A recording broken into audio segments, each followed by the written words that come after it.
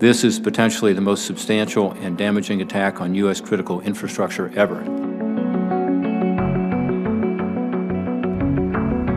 States of emergency declared in Georgia, Florida, Virginia, and North Carolina as pressure at the pump spreads up and down the East Coast. We have sold 4,000 plus gallons within 3 hours. We're already out of unleaded regular. We are still feeling that pain at the pump over the Colonial Pipeline cyber attack. This gas station right here just got a delivery overnight, and they're already running out. Only regular is left. Across the street, there is no gas at all. And then there's the price. AAA now says that the national average is more than $3 a gallon. Everywhere I go, it's bags over the gas pumps. I don't want to hoard up anything. I'm just trying to make sure I can get to my appointments. The Secretary of Energy urging Americans to be patient.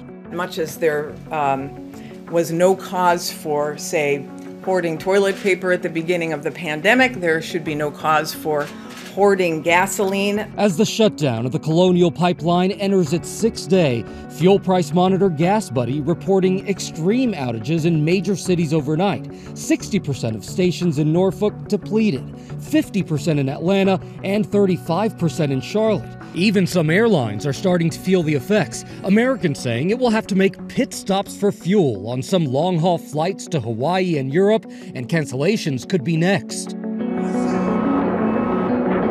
That swarm of rockets fired from Gaza raining down on Israel.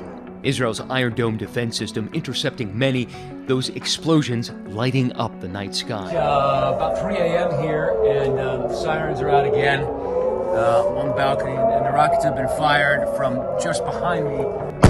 Sirens sounding, residents scrambling for cover in central Israel, home to nearly half of the country's population. This home obliterated, but miraculously, its occupants survived in their bomb shelter.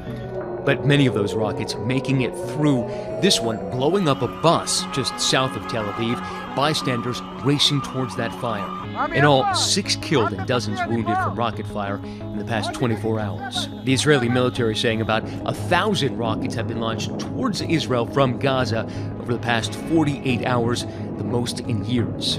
Hamas calling the rocket attack a reprisal for the flattening of this 13-story building in Gaza.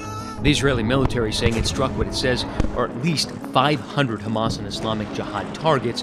Palestinian health officials reporting 43 people killed, at least 10 of them children, including this 11-year-old whose body was carried through the streets to his funeral. And violence on another front.